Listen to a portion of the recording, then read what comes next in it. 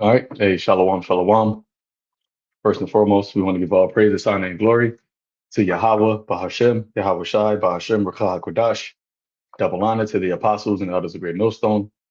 Peace, love, salutations, and blessings to the house of David, which is the elect. All right. Coming back again, through the spirit and power of Yahweh, Bahashem, Yahweh Shai, with another Sabbath Sanctuary episode. Right. This is episode 38, entitled The House of Cards Won't Stand Forever. Okay, and Babylon the Great is that house of cards, right? Esau's kingdom, right, which is, as the scripture says, the Lord set Esau, right, or the wicked, which we know the wicked is Esau, Edom, right, and their rulership and their way that they rule, right, is all adverse to the righteous order of Yahweh Bashim Yahweh Shai. And the scripture says that He has set them on this slippery places. Okay, and that is based off of right the fact that the way that they rule in their mindset, all right, and just the confusion, right, of this place is not sustainable. All right, and you see how when you look at certain current events and things taking place, how they're always at a sense of there's some type of disorder, right? There's some type of disarray, right? Speaking, just off of the top of the thought, the whole thing with the government shutdown, right? We were speaking about it earlier, and how they were saying that they potentially are going to be able to reopen it, but then at the same time, you have certain Democrats, congressmen that are saying that they are going to delay the process as long as possible. I think Rand Paul was one of them. You had Bernie Sanders come out and say this was a terrible, terrible vote. So you have the infighting between the Republicans and the Democrats, right? But then even between them, in between the Democrats party, you got infighting, right? And then between the Republican Party, you got infighting. And as the Lord said in the book of Mark, let me pull that up real quick. Mark, the third chapter, Yahweh Shai spoke about a house being divided. Okay. And Esau, right, is a house, right? The house of Edom. I believe in the book of Obadiah, it speaks about, the house of Joseph should be a fire, and the house of Jacob a flame, and the house of Esau, yeah, you got that. The house of Esau for stubble, yeah, brother, we all one mind, brother. So, but Yahweh Shai said that a house divided cannot stand. So let me get that real quick. I'll pass it. This is the book of Mark, chapter 3, verse. Um,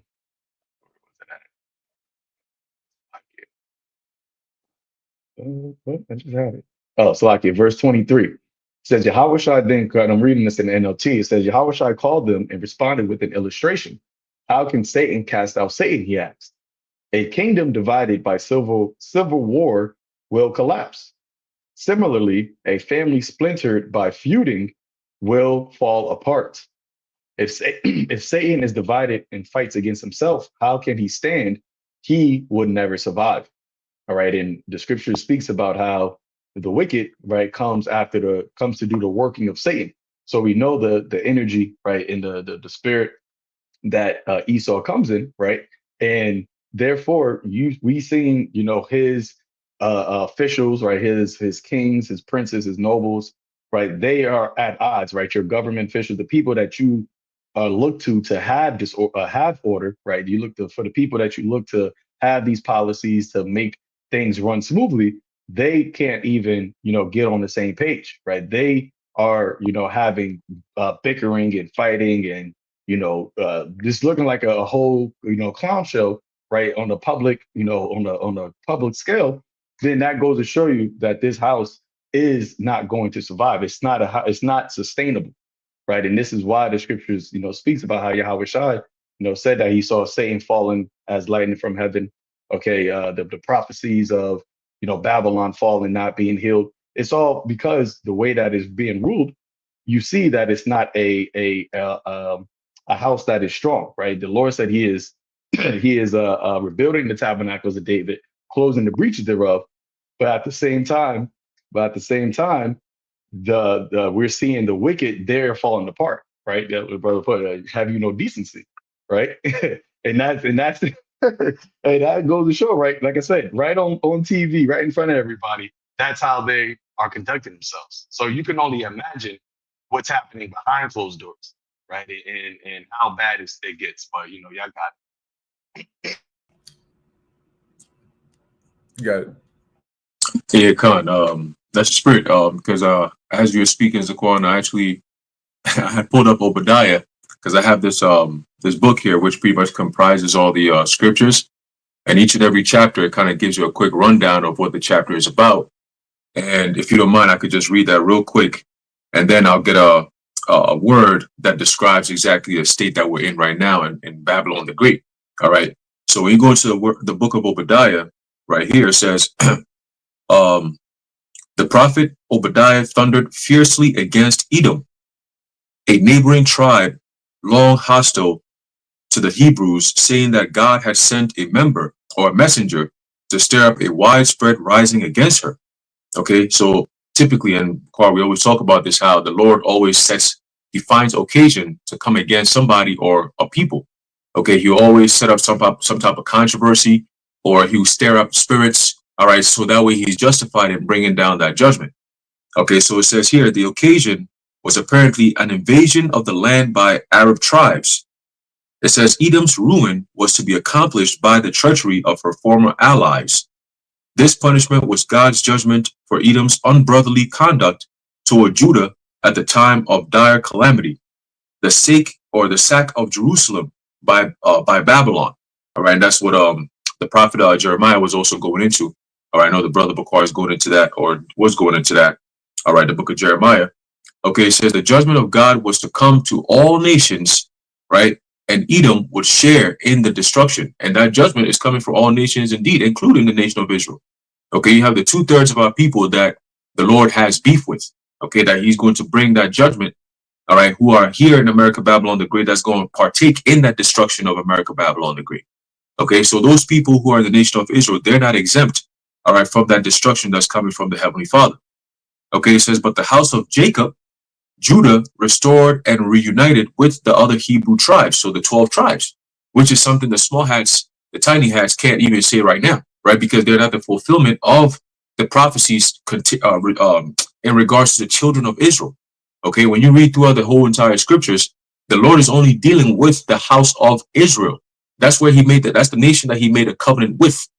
Okay, it never turned over the years, all right, to become the Jewish state or the Jewish nation, or that's a made up fraudulent scheme that was made up by the Zionists. All right, that's it. But when you talk about prophecy, it's only dealing with the house of Israel, which consists of the 12 tribes of the nation of Israel. All right. So it says all the ancient territory of the Hebrews would be reunited to them. All right. So we're going to get our lands back. We're going to get all our property back. Okay. The Lord is going to renew the earth for our sakes again. All right. It says, and Savior shall come up on Mount Zion, and the kingdom shall be the Lord's. Right. Ultimately, when Yahushua brings his kingdom here on earth. Okay. As the disciples were asking him 2,000 plus years ago. All right. And then he gave us those signs that we're seeing today. Okay. In the year 2025, we're seeing all these signs playing out, man. All right. But the key word I want to highlight, all right, that the Zaquan was mentioned was, two words is destabilization and instability. Okay. Because right now, what you're seeing with the all these different things going on with one side of the house saying one thing, then another saying another thing, and you have this jostling of trying to get position on another, right, back and forth. You just had the mayoral voting that happened until last week, right, and a lot of states that were Republicans are now switching over to Democrats. So that's also creating a friction right there. And then once this guy, the mayor of New York, got voted in, all of a sudden you get this rhetoric of the Islamic believers who are now coming out in droves and claiming stake in New York, and then it's not gonna just end there. All right, it's something that's going to permeate throughout the other states as well. Okay, so you have that to worry about, and then you have the food insecurities. All right, this whole SNAP benefit thing, a lot of people are depending on it. All right, and of course you heard news that the government is going to be reopened, or was it yesterday they were saying that, right? But here today it's still kind of like up in air because you still have, like Zaquan was saying, you have one senator, was it not a senator, one of the oh, what's his name, Rand Paul? I forget his position. All right, what office he holds per se, but he is one of the people who are stopping the so-called government from reopening again fully. All right, so you still have that instability going on. You have the back and forth, the House divided against itself. Okay, and it's not going to stand. No matter what Trump is telling you, no matter how much he's saying that he's going to send people $2,000, per citizen or whatever, how much money is that going to be? It's probably going to be in the trillions, if not the billions, right? So you look at that as well as like, how is that going to affect the economy? There's so many different things that are at play here, and that people have to actually consider. All right. Don't worry about the smoke screen. Don't worry about the things that they're saying on your TVs or giving speeches to tell you these things. That's it. That's all it is. But really worry about what's going to come after this. All right. Because remember, the true action is in the reaction. So that's what we always paying attention to. We're not looking at, oh, there's a problem here. And that's it. Nah, the actual thing that we're looking forward to is the solution to those problems. That's where it all boils down to. All right. When you go into the word instability, it says lack of stability. Man, I hate when they do that shit. All right. It says the state of being unstable. That's not good enough. It says here, I like this right here. It says tendency to unpredictable behavior or erratic changes of mood. Okay. Tendency to unpredictable behavior or erratic changes of mood. And who's at the forefront of that? DJ Trump. All right. He feels something. He talks about it. It's done. Oh, you know what? We're gonna put sanctions on Russia. Boom, it's done.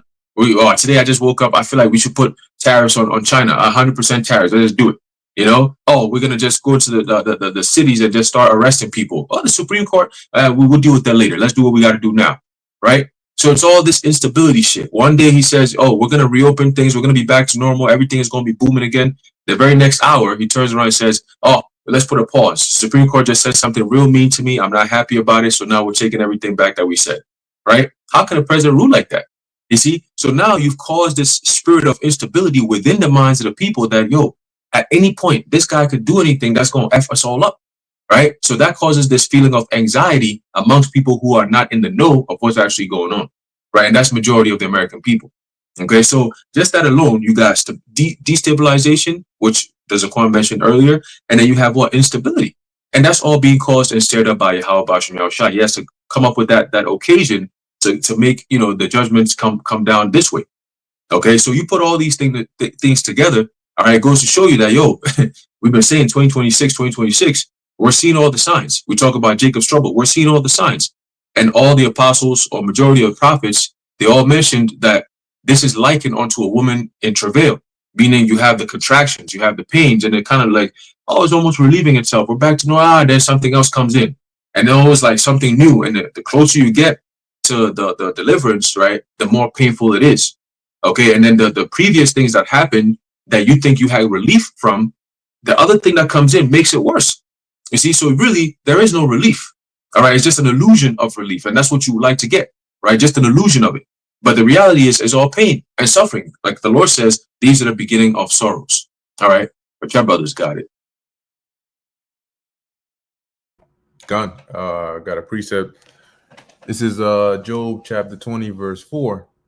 Knowest thou not this of old, since man was placed upon earth, that the triumphing of the wicked is short, and the joy of the hypocrite but for a moment? And so, dealing with the house of cards, right? We all know the as a matter of fact, the reason House of Cards became a figure of speech was because of the nature of a house of cards. It doesn't stand forever. Okay, the slightest thing, in fact, even wind, can cause it to fall. So you wouldn't bet your life on a house of cards standing on for, for whatever the stakes may be. And that's what this place is. And it is that way because we've already seen, right, via the way of the scriptures, what the outcome of this place is. And like brothers were talking about concerning the current events that have been taking place, it's always important to look beyond, right, what you currently see in front of you, because with every action or event that takes place, there's how the people react to it, but there's also a psychological meaning behind what's actually going on. And usually that's the part that goes over people's heads. So, for example, you have this whole government shutdown. Now, if they do reopen it, you're going to have people that are going to be, oh, yeah, we're going to get our stuff back. Hey, it was 40 days. It was really bad. But, thank God it's open again. I guess it didn't continue to be as bad as we thought. But here's something key that you missed. If you paid attention to the whole energy that your president had during this whole entire thing, his mindset was, we're not backing down. We're going to do this for however long it takes till we get what we want. By him getting what he wants, because the Democrats, some of them basically like cave in to come up with a deal that can reopen this government, that's already showing you that the next time a deadlock like this happens again, they've already set a precedent that they're not backing down. It's going to be either the Democratic side or it's going to be no side. Number two, he showed you that he doesn't care, because the whole rhetoric of like, oh, innocent people starving and they're gonna go without food for millions. He hears all that, and then he's at a football game getting booed, but he's here telling you, look, I don't care if the joint opens back up. Like, if we say there's no SNAP benefits, there's no SNAP benefits. So that's what you got to keep in mind, that damn, this guy just showed a glimpse of like how cruel he can actually be. And so, given the right occasion where there is no need to stop the cruelty, he seems like the guy to go full force with it. That's the part that goes over people's heads, is that they focus so much on the event, they don't see the deeper danger behind it, that you now have a president in office who doesn't care if you starve, right? He doesn't care, because if he says this is the policy in the name of nationalism, that's exactly what he's going to do. And he's going to take it as far as his cruel mind will let him. And that's all the doing of Yahweh Ba'Shem Yahweh Shai. But going back to Job 20:6, though his excellency mount up to the heavens, and his head reach onto the clouds. So in essence, regardless of how high, in the sense of an actual individual or in the sense of a nation or an empire, regardless of how glorious or how high or how powerful they may seem to be, yet, as it says, shall he perish forever like his own dung, right? Because when you excrete waste from your body, that's it. It gets either used as manure or it just goes into a sewer somewhere, never to be seen again, right? They which have seen him shall say, where is he? And it's interesting, because even when you look at ancient empires like the Egyptian Empire, during that time of like, say, when Joseph was on the scene, you couldn't imagine that the people that formed that empire would be in Africa in huts and in remote areas using hyenas as lapdogs. You wouldn't be able to imagine that. You think like, how? It's the same way people can't imagine this empire today and the people ruling it being in pits and chains according to biblical prophecy, right? But guess what? Today, if you ask people who are the Egyptians, they'll point to Ishmaelites, or Elamite-looking people over there. A lot of people don't even know who the original true Egyptians are or what they actually look like, right? So just as great as that empire was, where you couldn't forget it, now people can't even remember it. And that's how it's going to be when this house of cards falls, because it's been built real high, but it's not on a solid foundation. And they're going to come with their last hoorah as they use this final push with the AI, and everything. And I mean, everything is being integrated with artificial intelligence, going into the MTA, going into your buses. Everything has an AI twist to it. And I remember when we first, I got you, bro. When we first started talking about this, we were like, how, this thing is moving quick. It's moving quick. It's getting harder to remember a time when AI wasn't as prevalent. You think back to like certain things that have AI in it today, you forgot that at one point that wasn't the case, because it's literally everywhere now, and it's going to advance more and more. I saw a trailer. I forgot, if a brother shared it, but it was a trailer. I think it was called Mercy, but it was basically an artificial intelligence system, like a judicial kind of system that would determine whether you die or not based on, like, they'll put you in a seat, they'll put you before it, and then it will ask you certain questions, and based on how you answer it, it'll determine if you're guilty or not. Now imagine trying to have a judge without the actual human emotions of compassion, of fear, of any of those things, and using that to determine whether somebody should live or die. But that's exactly where they're taking it. what's this guy, RFK? He mentioned that for the health situation, they basically use AI for that. I think even one of the military like leaders in there mentioned that they use AI for some of their calculations or to determine whether they should do X, Y, or Z. So it's already integrated in those things. And soon, once they fully usher that beast out to everybody, that beast of a system out to everybody, you'll see that, hey, this is something inescapable. And it's gonna make the house of cards look like a solid foundation. But when Yahushua comes through, that with that mighty wind, right, as the scriptures mentioned, the world will realize yet again that it's only but a house of cards. But yeah, you got it, bro. Yeah, Khan, I was going to say that when you mentioned about how they're using, bringing in basically technology for everything, I just remembered how Trump, I think it was today, he wrote on Truth Social. It might have been in the chat or somewhere else that I saw it, but basically, it's right here. But he was basically telling all the air traffic controllers to get back to work. And he said that he's going to give those who stayed on the job without getting paid, he's going to give them about, 10 bands for, holding on and stuff. And then those who didn't, stay to work, they're calling out sick and all that. He said something to the effect of they were not being patriots. And that basically in the very near future, you could kick rocks if you want, and you're not going to get no severance package or nothing. Right. So another sign of a cruel Lord. Now, here's a key part that I saw that I was like, that's very interesting. He said here, check this out. He said, in full, shortly. Okay, no, it says, I'm not happy with you, those people who complain that didn't work. He says, you didn't step up to help the USA against the fake Democratic attack, right? Our Democrat attack that was only meant to hurt our country. You will have a negative mark. So he's already put it out there that the country is hurt, right? As it tells you that we would have healed Babylon, but she is not healed. So she is hurt. Okay. And he's adding on to it to say that, oh, we're trying to do everything in our power to fix her. He's also confirming that she is indeed hurt. That's the prophecies right there. Okay. So continuing says, if you want to leave, he says, you will have a negative mark, at least in my mind, against your record. If you want to leave service in the near future, please do not hesitate to do so with no payment or severance of any kind. Okay. It says you will be quickly replaced by true patriots who will do a better job on the brand. This is the key. It says on the brand new state-of-the-art equipment. What is that talking about?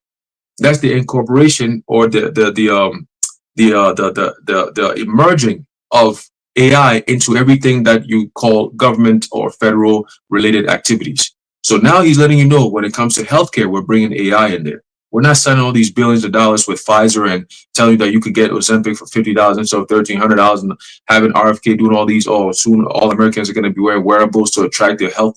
They're not telling you all these things now just for nothing. This is all part of the big, beautiful bill. This is all part of these executive orders that he's signing in, because executive orders during the time of wartime that we're in now, because he's a wartime president, whether people know it or not. Okay, all these things become pretty much law under what is known as martial rule. Not martial law yet, but martial rule. Okay, or the courts, the police, all these people are all working with the president because he's known as the what's it called? The commander in chief. That's a war term. Okay, so they're letting you know exactly what time it is, man. And who are the enemies since 1933? The American people. Okay, that's why you're getting this word domestic. Okay, so it says here, it says it says who will do a better job on the brand new state-of-the-art equipment, the best in the world that we are in the process of ordering. Okay, it says the last administration wasted billions of dollars trying to fix antiquated junk. In other words, the old system is all a mess. We got to change it. We got to fix it. We got to clean it up. And this right here that's going on, this so-called crisis, is a perfect opportunity to fix that mess. That's what he's telling you. Okay. It says here, they had no idea what they were doing. Again, to our great American patriots, God bless you, blah, blah, blah, blah, blah, blah. Right. So just by reading that, I said, yo, he just said a whole lot. But how did not people jump on this? Because he's letting the American people know once again that, look, you've been tricked. All right. We did all this to soften you up, number one, because now you worried about your next paycheck. Meanwhile, we got all these things happening. Like I mentioned the other day, if we're in a government shutdown, why are we still paying taxes? The government shut down, right? But the parts that is supposed to be giving the funds to the people, that part was shut down. But you still got to pay bills, right? All these different things that requires you to shed money, that was still going on perfectly fine, right? The part where you lose money, that's working. But the part where you gain, yeah, for some reason that's not working. And that's all part of the plan. It's all done by design, baby. All right? All done by design. Okay, and they're bringing it step by step. We call it the accelerated gradualism. All this stuff is all part of the plan. Okay, and it'll make more sense in the next coming weeks or months. It's going to make more sense for people to see these things. All right, but I want to add that in there. He mentions the state of the art and all these different things. Antiquated junk is what he called it. So people calling out sick and all that because they're not getting paid. That's part of antiquated junk because people can actually do that. When the new system pops in, you're not going to be able to call out sick. You can't do that, right? You can't do that because guess what? There's no need for you anymore. You call out sick, you lose your job. Simple as that. Okay, and it's not like you can just go find another job and go. Look at people going on interviews and putting applications in, and they're not getting no jobs, bro. Jobs are hard to come by. People getting laid off by the millions. They say unemployment is at 4%. Man, really, really. All right, you got it, bro. God, I just wanted to add to what you were just saying. As far as what he talked about, the new state of the art equipment. I remember back in July when I had went away and I had told y'all about the process at that airport. That airport had no lie, only about like I would say 3 to no more than 10 TSA people in the whole entire airport, and it was empty, meaning the process to go through, it wasn't like in Newark where you had these long lines because everything was digital. So you didn't need to actually deal with the actual in a person because the system itself verified who you were. So all you had to do was have your ID scanned, right? You put your ID where they had your passport. It would scan your passport and it would tell you to look at this camera, and then the camera would basically take your biometrics and scan your biometrics to see if it matches your passport, and then you will get the green light to go forward. And based off of that, the people that were there, the TSA people that were there, they were only there to make sure that the actual system was operating. So even like when you look at in Amazon, right, where Amazon is firing so many people, it's because they don't actually need all these hands. They only need people that can be managers of the actual AI system. And when he said this about the new state of the art, I'm like, and he says we're in the process of ordering it. When I came back from out of the country, I think I told y'all too. When you was in customs, there was an area in the customs that they had blocked off, and they had the machines covered, so you couldn't. So it was behind something, and it was covered, so you couldn't really see what it was. But because of what I saw in the other airport, I'm like, that's it. That's what they got. So if they're not in the process of ordering, they already had it. It's already there, and they're using this opportunity right now to, that's why he said about the air traffic controllers, the TSA people, because a lot of TSA is Jake. When you go to Newark Airport, you go to JFK, a lot of those people are Jake that are doing the TSA job. So they're going to tell them, you know what, and you had Jake calling out, or a lot of TSA people, because it was Jake that was calling out. I'm not going to work, I'm not getting paid shit, I'm calling out. Probably calling up before, you calling out today too? Yeah, let's call out today. They were definitely doing that because you weren't getting paid. So when he talks about those that didn't come back, this whole thing was really a preemptive way to find out who isn't a quote unquote true patriot, aka Jake. We gonna fire you. You don't because we don't need you. We actually don't need this many TSA members, people working, because we have this whole new state of art technology that can do the verification on its own. And we just need maybe about 5 to 6 people working at the airport just to make sure that the actual system runs and is on properly, and then everybody else we can get rid of. So this is, and remember, he talked about in his first term, the entry exit visa tracking system, right? He didn't do that his first term, but you see the immigration thing going on, you see the voter ID ballot, all of that is leading into digital identification, right? When he went to UK, they signed that technology deal, and then one of the things he told them was like, "Yo, yeah, y'all gotta get on how we get in when it comes with the immigration. But then it's interesting after he says that, they over here make that announcement about the digital ID, right? And in that technology deal, I didn't go too much into it, but they basically, we already know based off of scriptures how, the UK is like tethered to America. So it's like whatever they do, America does. Whatever America does, UK does. So what you're about to see with this whole technology that he's talking about, because you have these ground stoppage. I think I just put it in our group chat that they put a ground stoppage at LaGuardia, right? They had certain other instances happening at these other airports where they're having wings clip each other. So much, like so many things, to where they're probably trying to, and I speak as a man, but spiritually, they're going to close down these airports for a little bit, and then they're going to implement these, systems, and then they're going to bring it back and say, okay, you know what? Those TSA people that weren't true patriots, you're fired. We don't need you. You can come back. The ones that were, and we have the system. So now you're not going to have to deal with, those long lines anymore. All you have to do now is just, acquiesce to the digital identification system process. And people are going to do that because, especially now, when they say with the holiday season is when people travel the most, you have a lot of people that's dealing with the problems of delays and, cancellations. They're not going to want to continue to deal with that. So they deal with, they see what is happening now. And then those that are not even, traveling, but they're hearing about it, they don't want to travel. You're like, man, I don't want to even go to nowhere because I'm seeing all this. I'm seeing these people having these problems, 3-hour wait, and all. I'm not traveling. So then when they bring it back open and they start seeing, oh, these things are moving fast, everything is quick, they were like, okay, well, look, I'll go travel. But then when you go there, this is what you got to do. And who's not going to do that? Who is who in their right mind? Because that's how Esau does it, right? He lays this trap, he lays this snare, and it seems convenient. And then that is exactly what people are going to, do because they want the convenience. They don't want to deal with all of the problems of, being in a line and having to deal with the cancellation and all these things. And that's how the devil is laying the paio, right? The cause it, the framing and constructing. He's laying all this out because people don't see the bigger picture of what this really goes to. So I just want to throw that in there.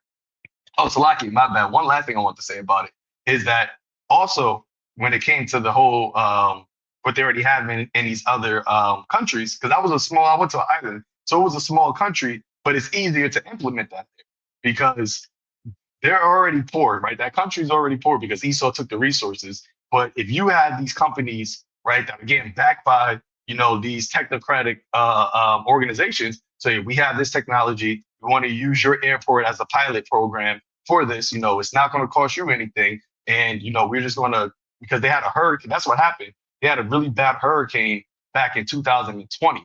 And I know how, how Ron goes into the weather manipulation. So they had a really bad hurricane, and that hurricane destroyed their international airport.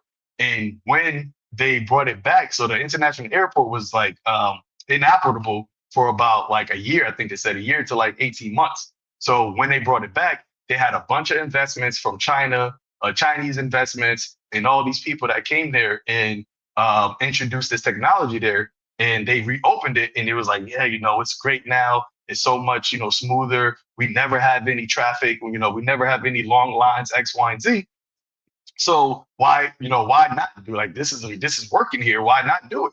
And then I believe that they do that. They use those places to see how it works, see how the system work, and then that's why Trump can say now we already have this process in order because we already seen how this actually plays out on a large scale. So that's it. Yeah, Khan. Hey, Shalom Akim. Yahweh Shem Yahshua Barakatham. I want to make a quick point in reference to what you just mentioned, Zaquan, about the airports, because interestingly enough, JFK right now, which is one of the biggest airports in the tri-state, okay, or in the country, really, all right, and has the most amounts of traffic.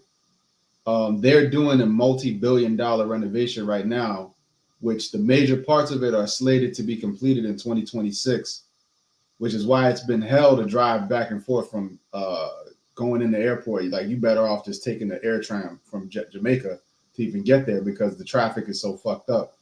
But that is all right in line and in time for, you know, that 2026 timeline. And obviously they're going to have, and even when you go to JFK now, they have a lot of what you were talking about. You know, you just scan the passport, and you know that biometric visa tracking system is something that they clearly, under Trump's first administration, they wanted to. They started hovering the idea around, and now they have all the cards set up, AI, everything that they needed in the first term to really get it done. They have it now. You see, so there's nothing holding it back from going down. Okay, and one thing that was coming to mind as you was breaking it down with everything, all the information through the spirit and power, how about Shemal Shot is being laid out. How can certain camps not see it? How can certain camp leaders not see what is actually going on? And I have a precept that pretty much sums that up. This is Isaiah 56:10 in the NLT. For the leaders of my people, the Lord's watchmen, his shepherds are blind and ignorant. They are like silent watchdogs. Yeah, the scripture calls them dumb dogs, right? In the KJV, they are like silent watchdogs that give no warning when danger comes. They love to lie around sleeping and dreaming. You see?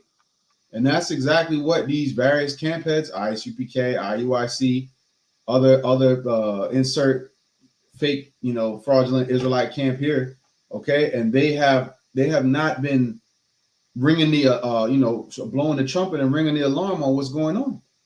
All right, as the brothers have been going in, all right, and meticulously breaking down all of the ways, and this is just one aspect. There's so many other ways of how this is being implemented.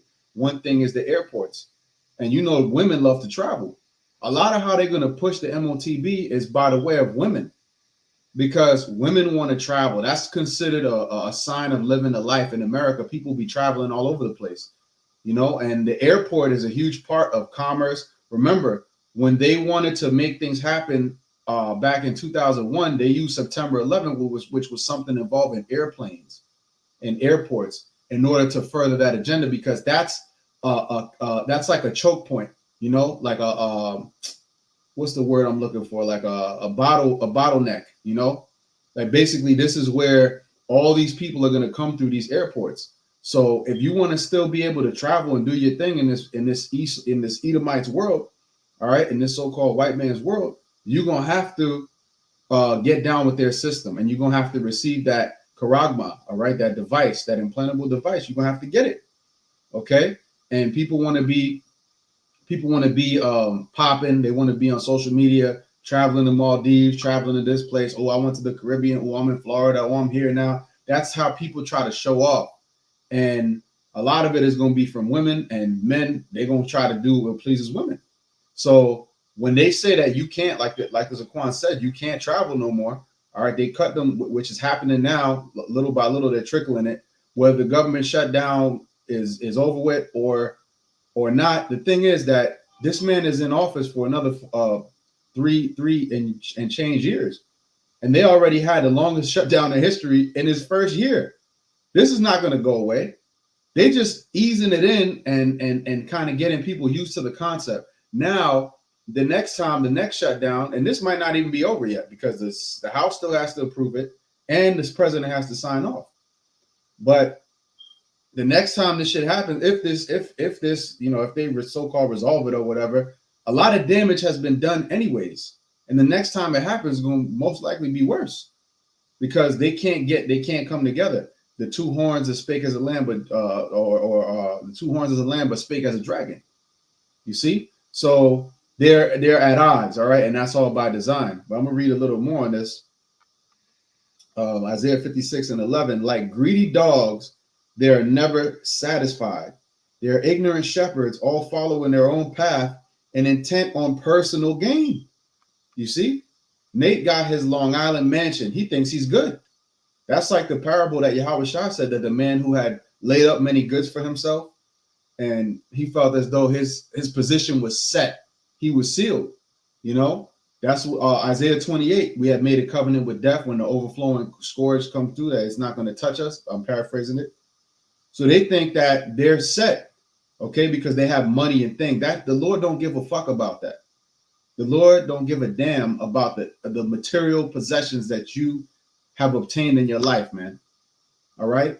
And the Lord gives and the Lord takes away, man. And a lot of times the Lord gave you things just to test you to see how you would move. And a lot of you men that you fake Israelite leaders that you have sold out, you got those things and your head became puffed up and you thought that you were more than what you were. And you forgot that the truth is the main important thing. All that extra bullshit is not necessary. If the Lord bless you up with some things, that's cool, but that's not what's important here. It's about the truth of the matter. And again, as the brother's been going into and explaining it detail by detail, how can you possibly not see it by now? The president of the United States said there's going to be a biometric visa tracking system. What more do you need to hear?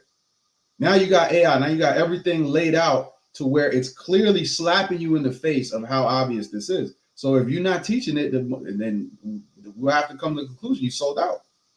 All right. But the Lord is going to reveal all that in due time anyways. But hey, man, if it quacks like a duck, it must be a duck, right? But yeah, that's it. You brothers got it.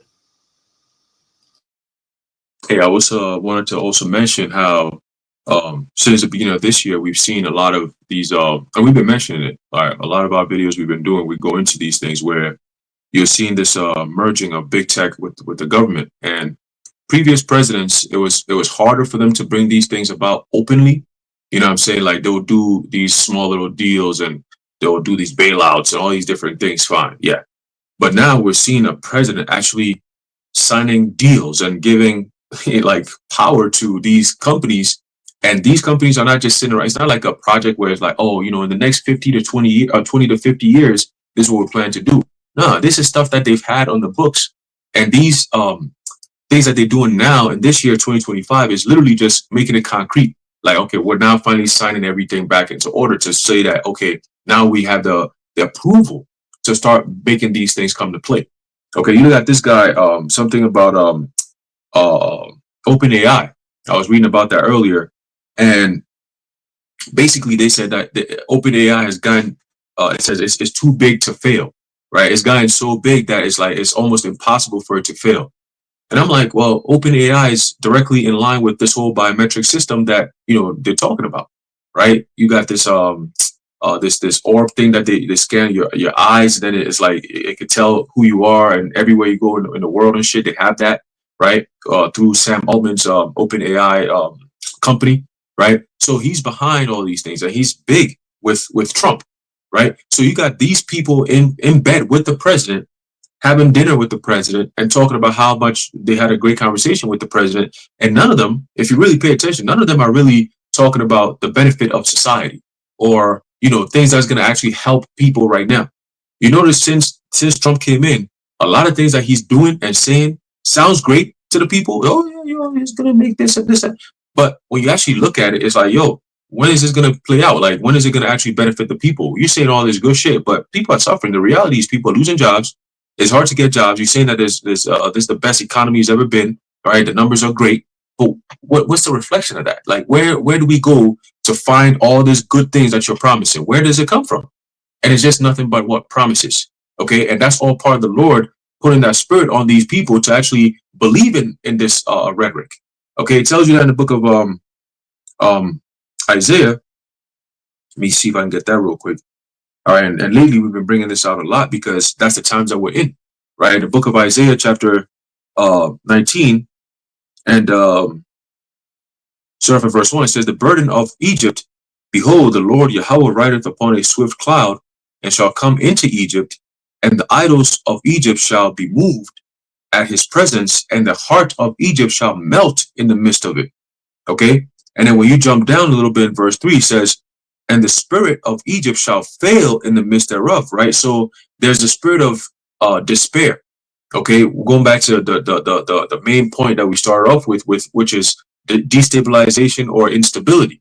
Right. Once you have people who are rattled like the past 40 days, listen, people are rattled. All right. And they're still rattled. Because though they've said that, oh yeah, things are going to be coming down the pipe, you know, we're going to be paying you surplus and all this extra. Yo, you still got bills that are piled up. You still got people that got their vehicles repoed that they still don't have access to right now. You still have people in the military that had to go to food banks to go get. This is all an embarrassment. You don't think people are going to be pissed off about that? You don't think people are going to actually start reacting to these things? They're not just going to sit around and say, okay, well, it's open now, so we all back to normal again. Nah. What are the side effects of that? What are the side effects of what happened over the past 40 days? Okay. So it says what? It says the counsel thereof, and they shall seek to the idols and to the charmers and to them that have familiar spirits and to wizards, right? So what's going to cause people to actually reside to that is the stress, as is written in the book of 2nd Ezra 15 about what? People going to be doing all these different things in terms of storming into other people's homes and, you know, taking their food and all these different things for what? For lack of bread and for great tribulation. Okay. And these are all things that's designed to have that specific reaction. Okay. And if there's a design, that means that it had to come from somewhere. Like somebody thought about this. Okay. And where did the thought come from? The Heavenly Father put that spirit in these elites to come up with these plans. Okay. You go into the concept of what is known as the Malthusian theory. Okay. Which is from, I believe his name is Joseph Malthus. And he said every so many years or so, right, governments must come together to address what is known as the population problem. Okay, the population problem. What is that all about? Population problem basically is there's too many people on this earth. We need to depopulate so we can have a better form of control. Okay, so Malthusian theory goes into how they can affect the food system. How can we put restrictions on how many people can get food, where you can get food, where you can get the food from, and so on and so forth. They're going to use like we talked about last Saturday, the pledging system. All the stuff that Trump is talking about, the AI stuff that's coming in, is to reshape how people live their lives. Okay, put a limitation on amount of resources that people have access to. But in order for them to get to that point, what we're seeing now is the destructuring of what you've always known, right? If you got a 401k, you might want to start looking at how you can get that shit now. Because once the system is set up, you're not getting no 401k like you think you do. Oh, but I've been working my whole life and I've been saving up and all this, and now I can't get access to it. You're damn right you can't get access to it, because literally you don't have access to it. You're not what they call what's the word they used? Oh shit, authenticated. That's the word. If you're not authenticated, right? If you're not authenticated, you're not gonna get no access to the shit that you thought you had.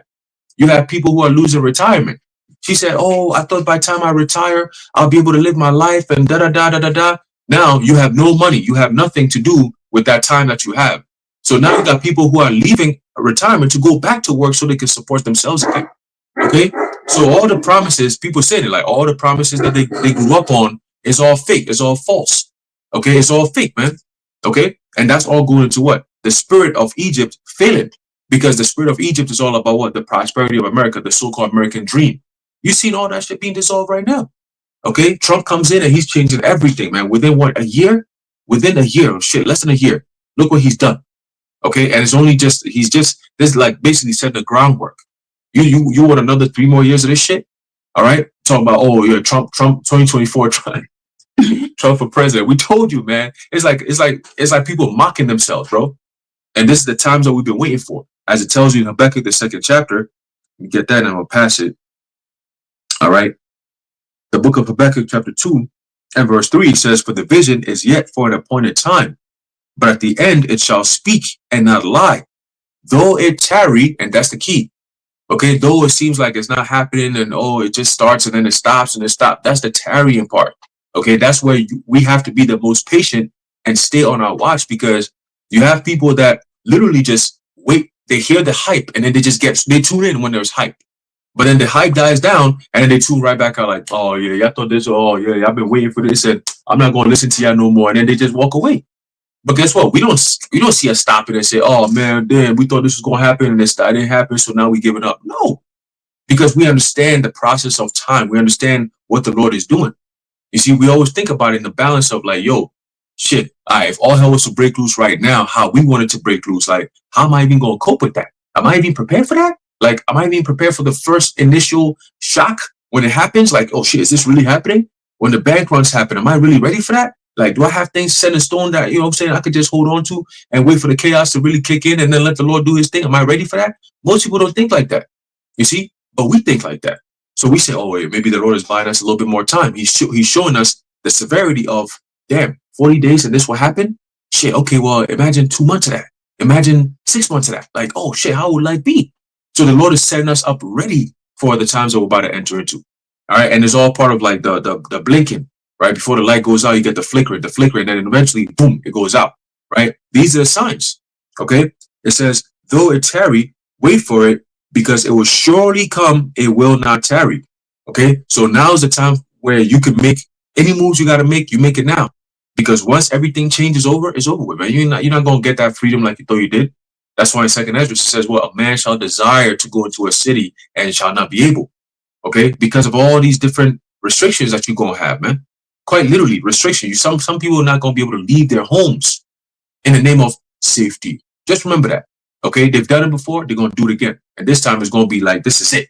All right, and people are gonna know, man. You're gonna know. All right, you got it, bro. Hey, Khan. Just had a quick update news. As I saw, it says Trump is considering the creation of a 15-year car loans in addition to the 50-year mortgage HUD director Bill Palute proposed. Now, that is that goes into the healing Babylon, right? And it goes also into the things that sound good, but really, what does that actually mean? And it really ties to the globalist elitist plans, because Trump came in as a nationalist and he's going against the deep state, and he is a man of the people. But when you hear about a 15-year car loan or a 50-year mortgage plan, right? And I was looking at it. I was looking at something early today, because the 50-year mortgage plan thing that's been spoken about, a lot recently more. But the 15-year thing, I just seen that today. But when you look at the amount of interest that will be paid over that 50-year period, a $300,000 house, which the median income of a house right now, I think it's like 487 nationwide. But a $300,000 house at a 6% interest rate per year, right? Fixed interest rate over that 50-year plan, you would end up paying $950,000 for a $300,000 house. Now, on top of that, who's living 50 years after, through that, because they said that the average homeowner age now is like 37 years old. So back in our parents' time, right, the average age, I think they said was like 22, 23 when a person would first buy their house. Now it's like 15 years later. So the average homeowner, first time buyer, is 37. So if you're getting now a 50-year mortgage plan, that means you won't be done paying this off until you're 87.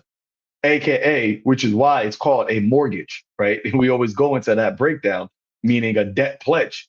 And this goes back into what Klaus Schwab said. You'll own nothing and be happy. Because if you didn't finish paying off that house, guess what? You don't own it.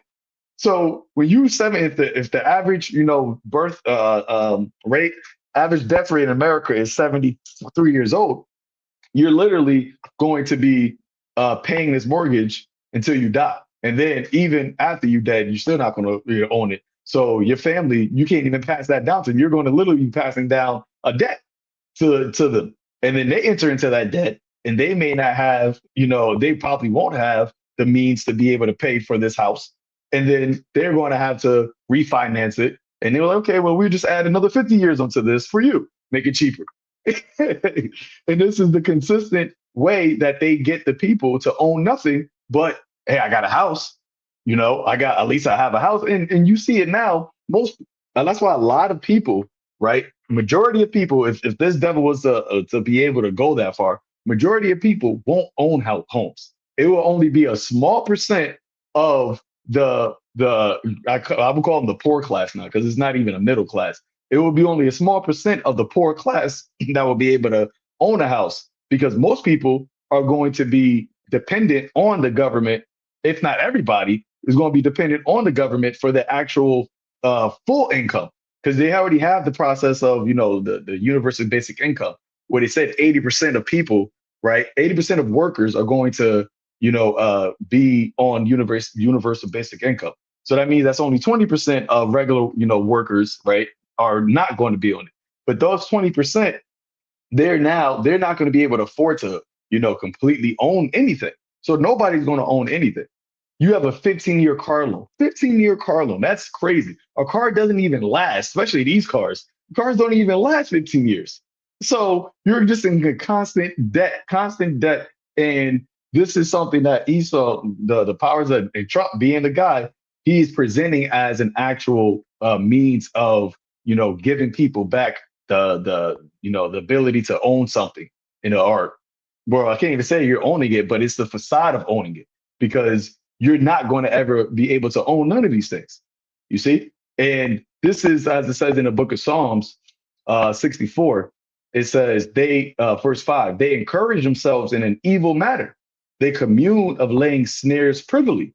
They say, who shall see them? And this is a snare, man. This is an evil snare, because what you do is you get people to the point, right? You take everything away from them, and it's happening right in front of people's eyes, right? The homeowner, right? A homeowner numbers are going down, right? People are not buying cars no more because used cars cost so much. So everybody now leases cars.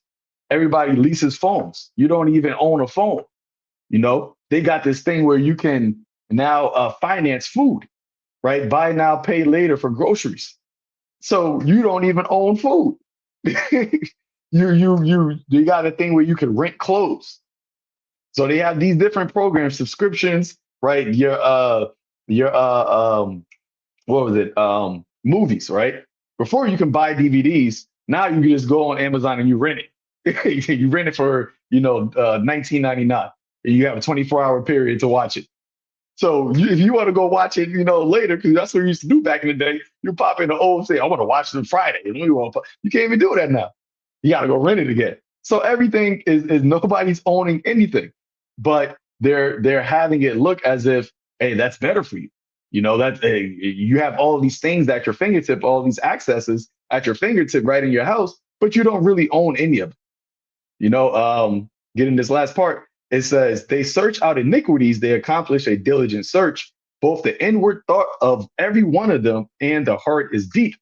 You see, because Esau, he's very meticulous in his wickedness, and the way that he is going to, the way scripture says that marvel not that Satan has transformed himself into an angel of light. That is a strong power that Satan has on the left hand side that he gave to Esau to be able to use, to be a master of deception, to present death as life. And that's what people are going to do. And it's because ultimately they have not loved the truth. And I get this, and I'll pass it. 2 Thessalonians 2, verse 10. It says, I start at 9. This man will do the work of Satan with counterfeit power, signs, and miracles. What does the word counterfeit mean? Right? Made in the exact imitation of something valuable or important, with the intention to deceive or defraud. That is what he does. He's presented life, right? It looks like it's beneficial, it's progressive, it's all these things, but the real purpose behind it is to deceive you. It's to actually take life from you, right? It's for you to go from the one who gives life, which is the Yahweh Ba'ashem Yahushua. It says he will use every kind of deception. He's not gonna spare no expense, right? He's not gonna say, I got this deception over here, but I ain't gonna give him that. That's a little bit too crazy. No, he's gonna throw everything at you. That's why it says the Satan coming down with great wrath. A part of the wrath isn't, remember, a snake doesn't scream, he doesn't roar, right? A snake doesn't, announce his coming like a lion would do, right? Some certain lions could prowl, but beasts, you can hear them before you feel them. A snake, you're not going to hear him. You only going to know there's a snake there once your ass get bit. Once you see the snake, it's too late. So when he say he comes down with that wrath, a part of the wrath is his ability to trap you and to make you feel comfortable and make you feel like he's on your side. But at the same time, he is setting up a bunch of different snares and traps and you're looking at it like Stewie, ooh, a piece of candy, ooh, a piece of candy. That's what the simple minded is doing. Ooh, a piece of candy. You know, it says so he will come with every kind of deception to fool those on their way to destruction because they refuse to love and accept the truth that would save them. And that's the long suffering and the compassion that the Lord has given via his men, the prophets, right? The laborers, right, that are consistently giving this message, consistently giving this warning, right? Loving not their lives unto the death in order to forewarn those that hear this gospel to be aware of this snake, of this serpent. And that's why when you get bit, as it says, who shall pity the trauma that is bit by the serpent? Especially when you're getting warned about it, you should already know not to fuck with the serpent. But on top of that, you got people yelling at you, telling you not to fuck with the serpent. So then when you get bit by it, hey, as Trump said, you knew I was a snake before you let me in. He told you that, right? It says, so the Most High will cause them to be greatly deceived, and they will believe these lies, right? They're going to believe the lies of this devil. And once again, it's going to look like it's beneficial. And it's because what? They didn't want to accept the truth, because the truth is bitter, right? The truth comes with a certain type of responsibility. It comes with patience, as the brother said before. It comes with long suffering. It comes with sacrifice. You know, the truth, especially in a world of lies, doesn't come with, oh, this is just an easy thing. You're literally going against the grain in this world when you accept the truth.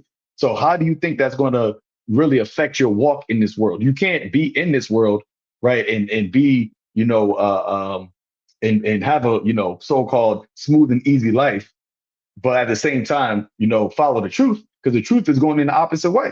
That's friction right there. Okay. But the ones that are going to be greatly deceived, they're going to believe these lies, these counterfeit, power that this devil is coming with, so I got it.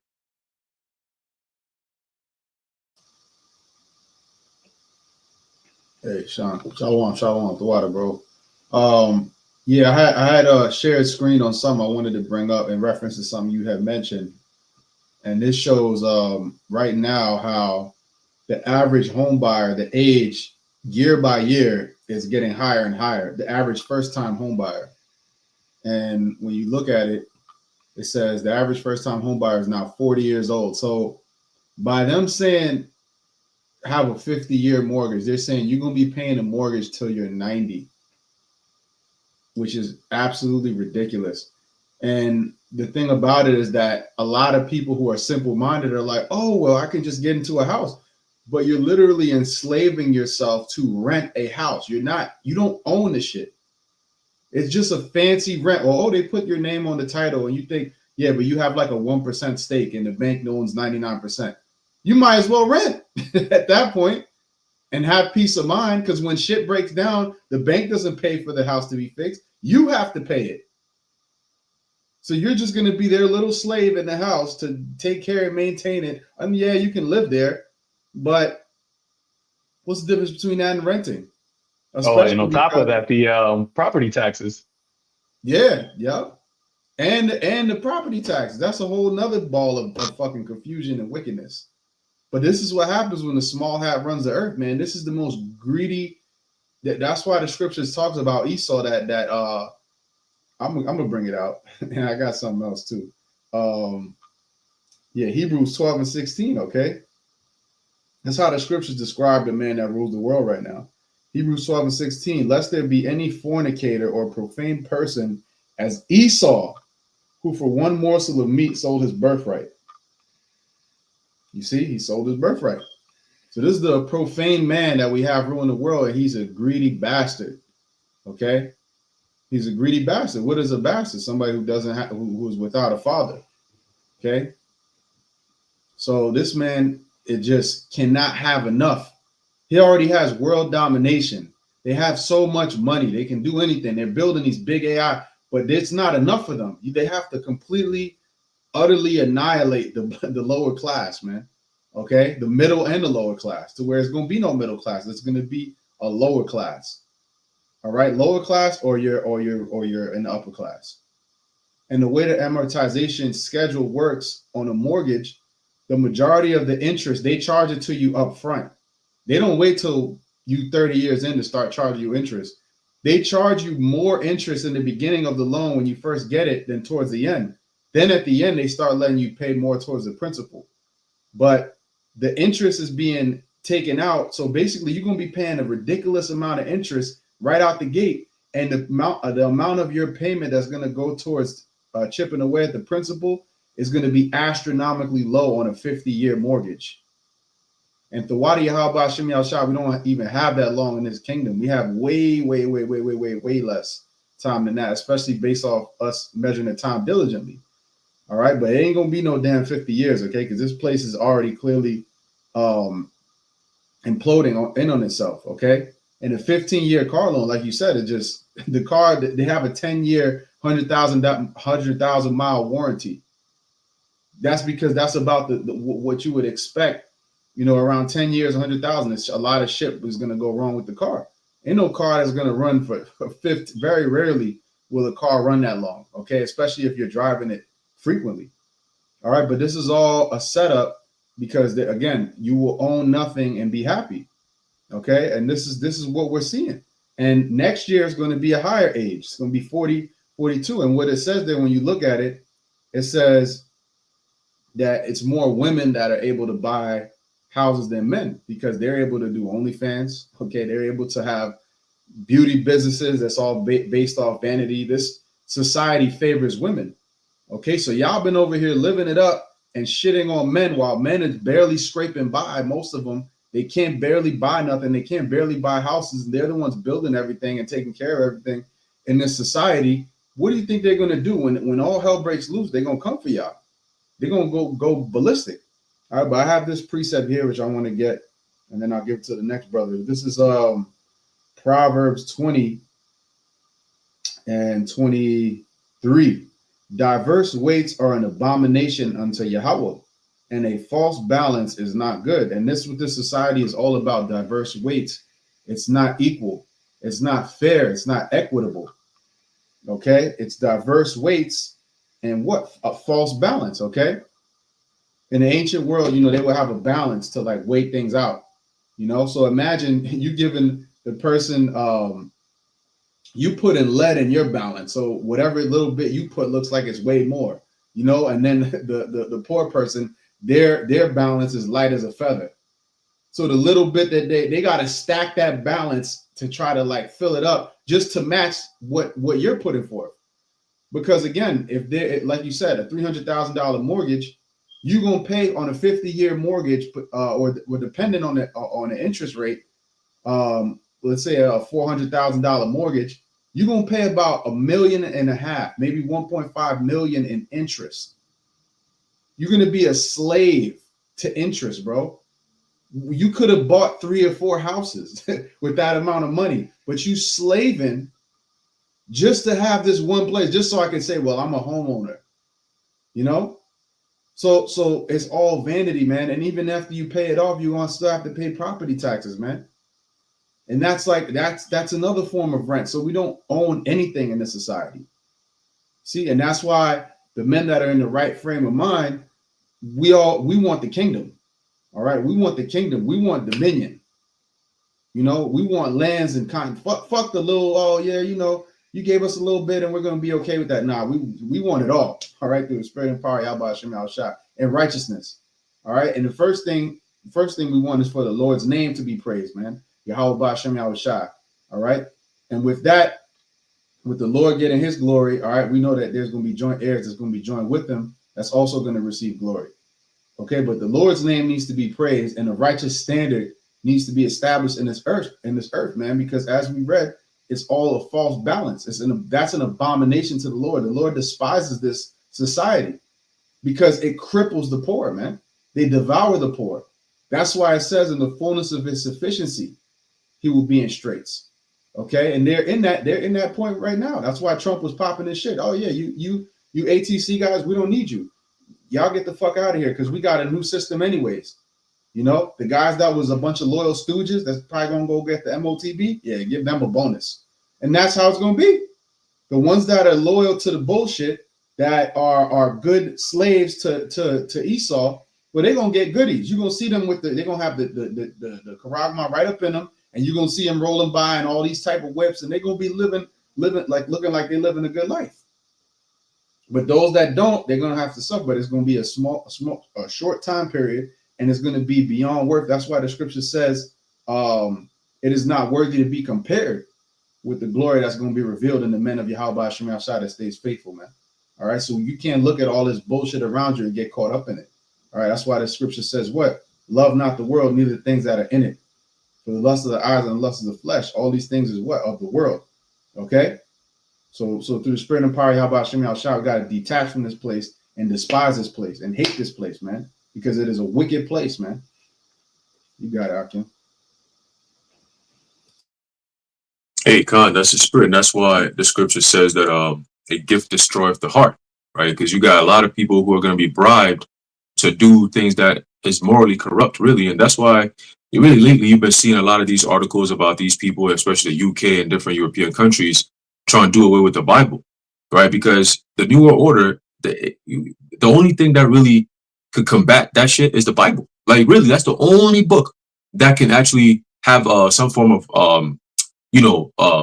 some type of pushback against this decrepit society, right? Because they're building laws that's like it says in the book of Psalms that he created mischief by law, right? So in order to counter that, the Bible is the only book that has actual laws. That's you got common law that comes from the Bible.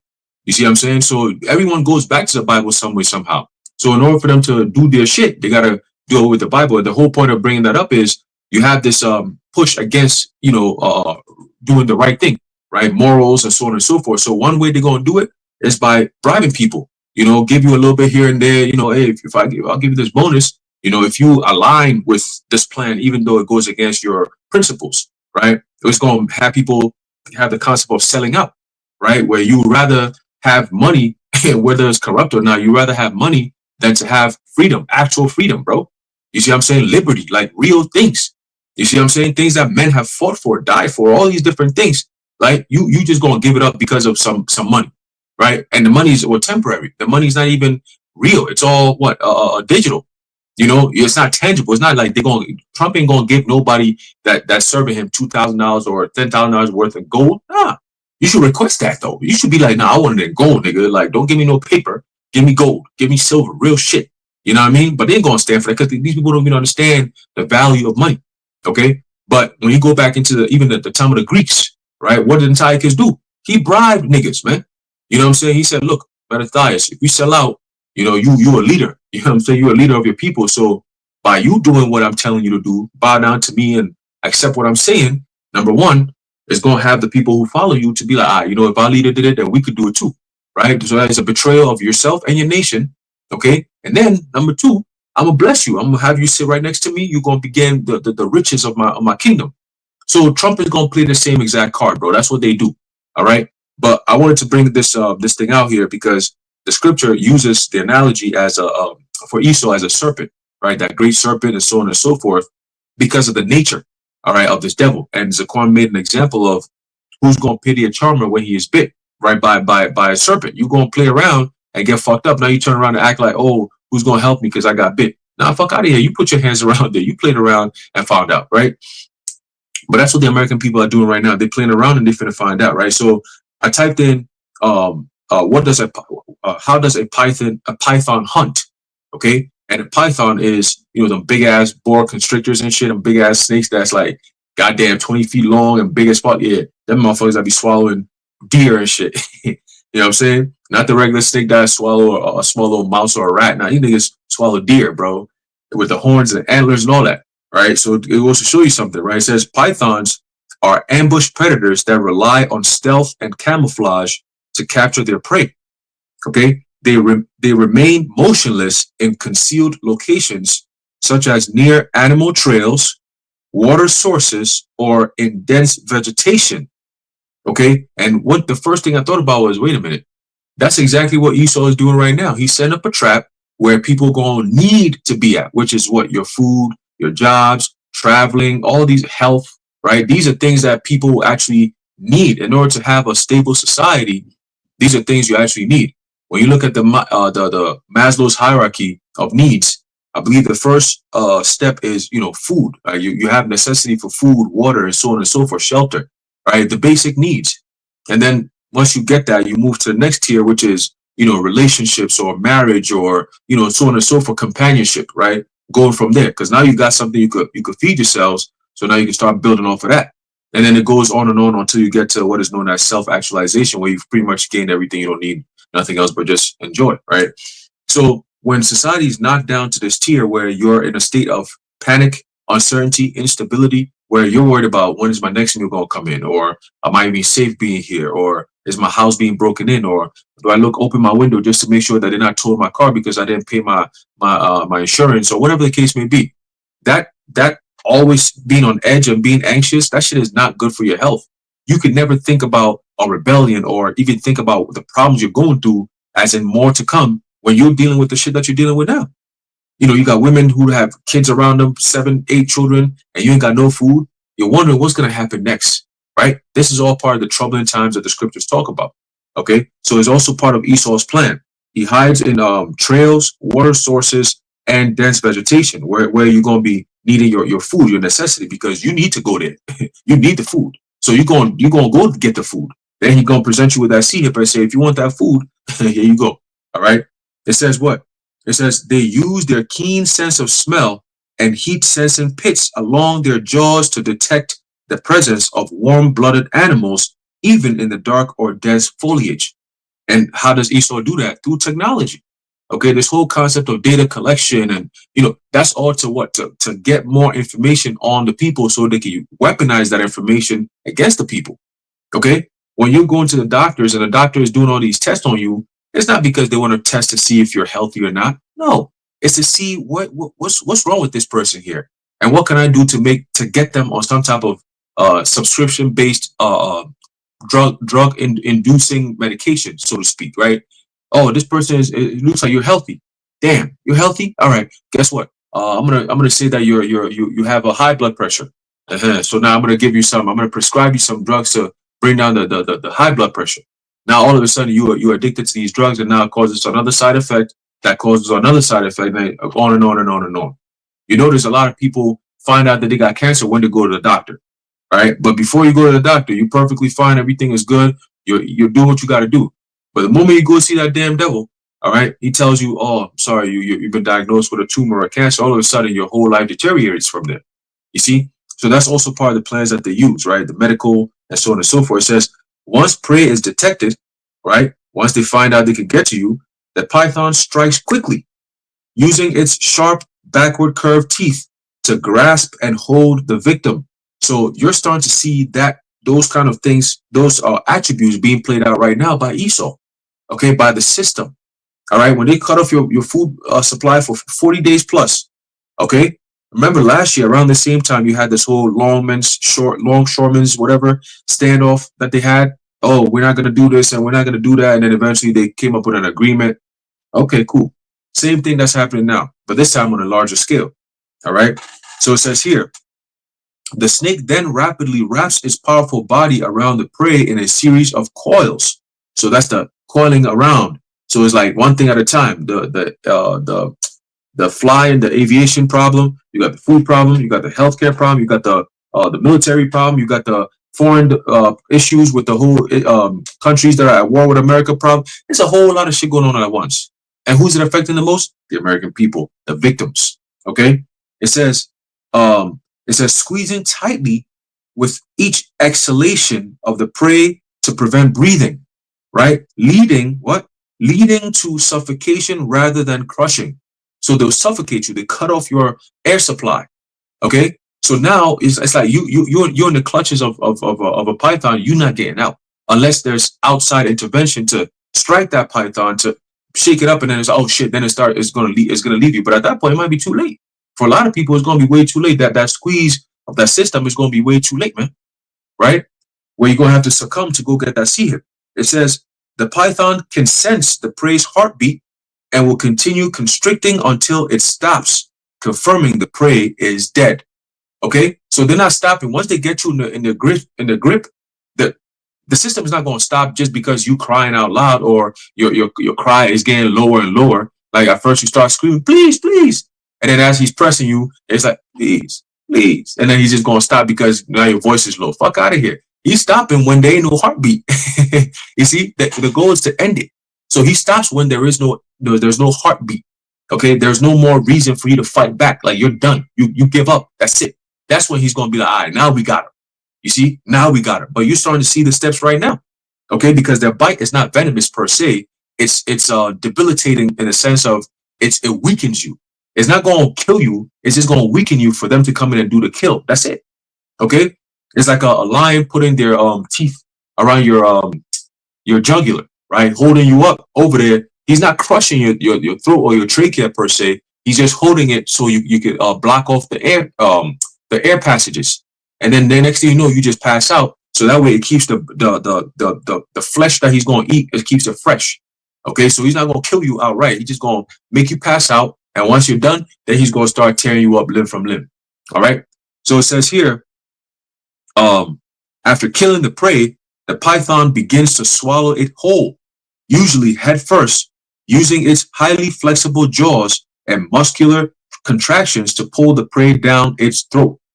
It says this process can take several hours to days, depending on the size of the meal. Okay, so this is a process that takes time. You see, the breakdown, all that shit, it takes time. So you could, was that 1 Thessalonians, the 5th chapter. All right, that's going to happen. It's going to happen suddenly. That's that bite. Okay, out of nowhere. Okay, you didn't see it coming, and next thing you know, you just in this cycle of being pressed every day. Where no matter where you go, everywhere you go, everyone is going the same way. And you turn around and be like, when did we get to this point? Why is it that when I'm going to just go get some gas, they're telling me this shit, right? If I'm trying to go to the bank, my whole money in my bank, they're telling me this shit, like I can get my own money. You know what I'm saying? Like I'm being, there's a police investigation going on just because I have a cell phone. I'm a suspected whatever. Like I wasn't even there. I didn't do this shit, but your phone was on during that time. They're using geofencing technology, so now we could just suspect you to be a criminal until the investigation is over, type shit. It's like everywhere you go, the system is pressing you. What, like, how do we get to this point, right? It says here, pythons are not active chasers.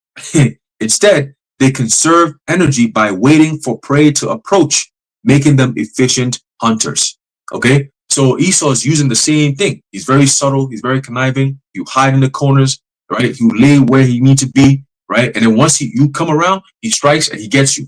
You see, that's why there's a problem. We are pretty much the watchmen that look at everything. We see where the python is at, right? Watching him. Okay, every step he takes, we watching him.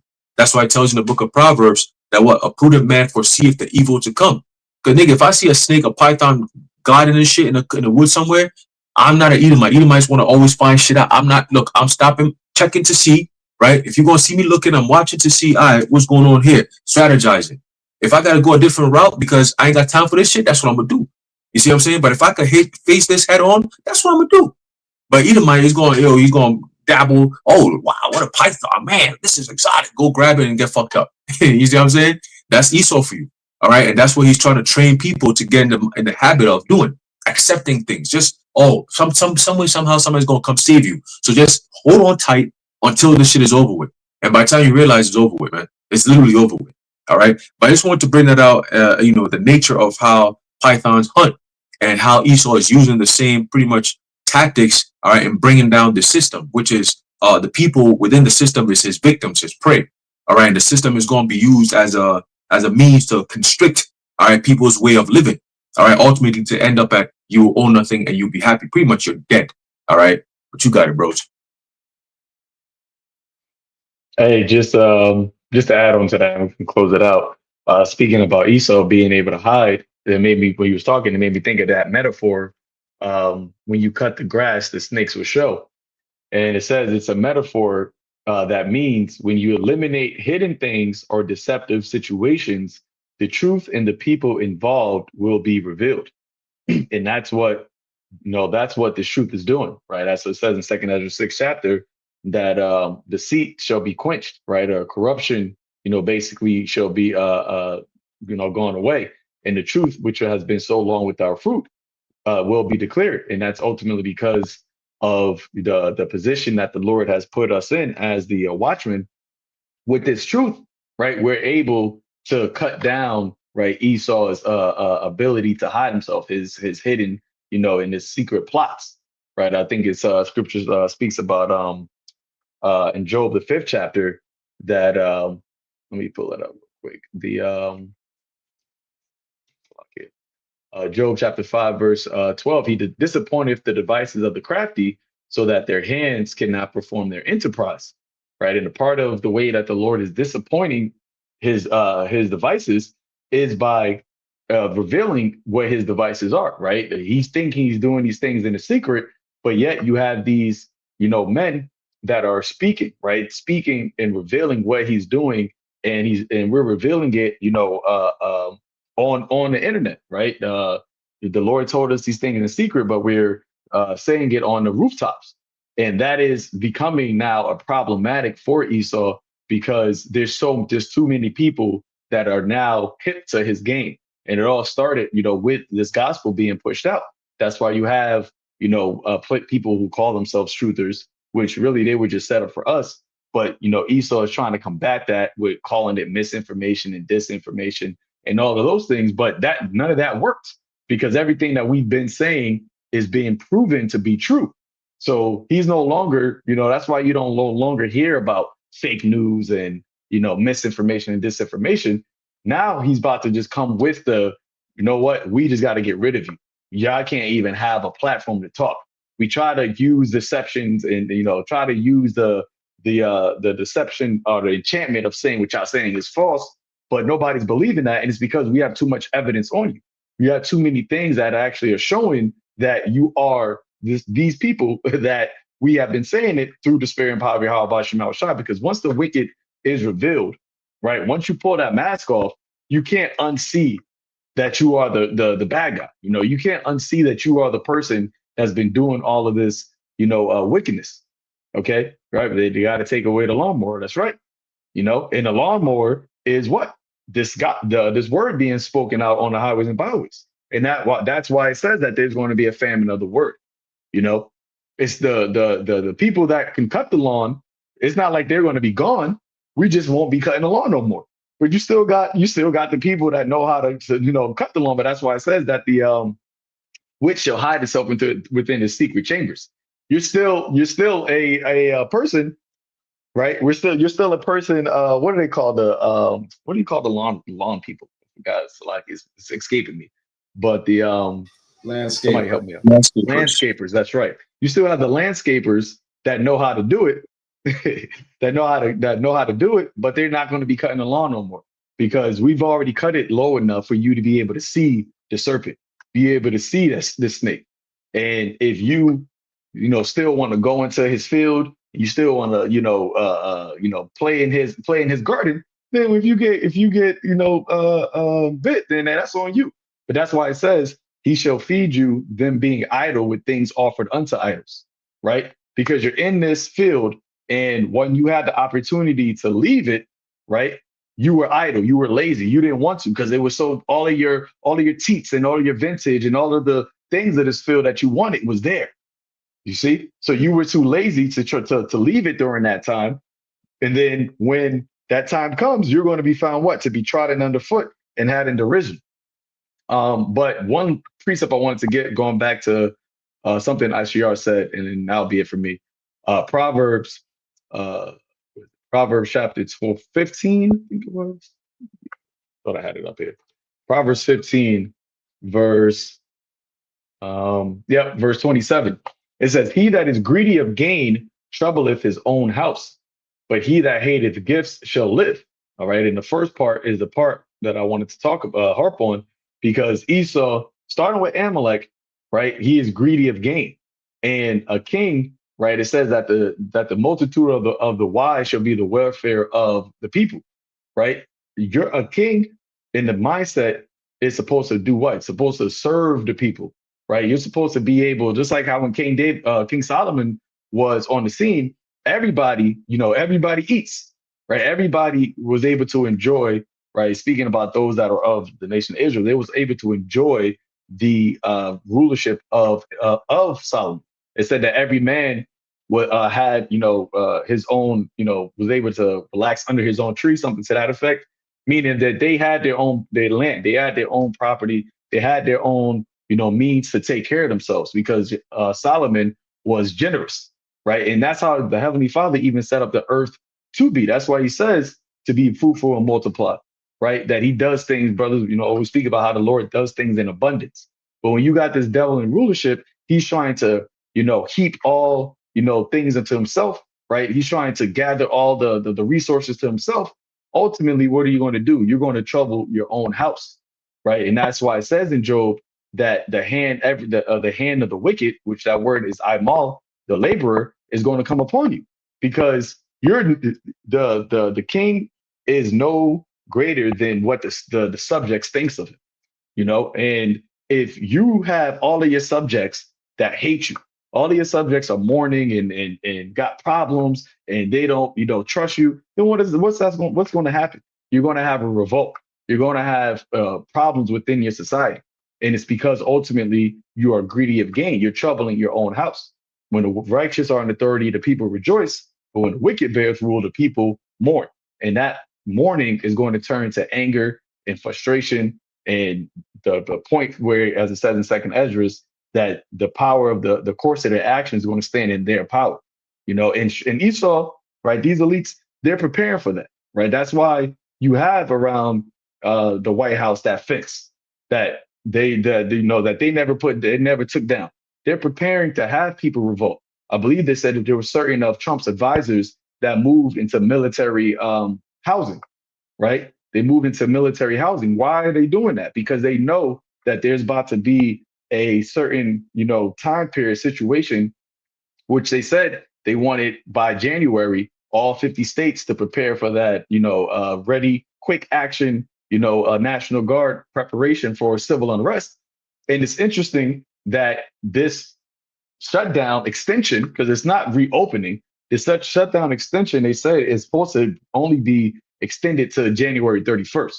So this is just really a band-aid on, a big ass shotgun hollow tip bullet. It ain't gonna do nothing, but they're doing this in preparation because they know when that time comes, you keep kicking the can down the road, but they know when that time comes, it's gonna be all hell is gonna break loose. So they're trying to, position themselves to not have to deal with that or be in the midst of it, and through the Spirit, we are also positioning ourselves, right, to not have to deal with that, and to be able to escape it. But we're doing it through what this gospel, trusting in Yahweh by Shem Shai, doing the will of the Lord, so that we may be found worthy to escape these things that are coming.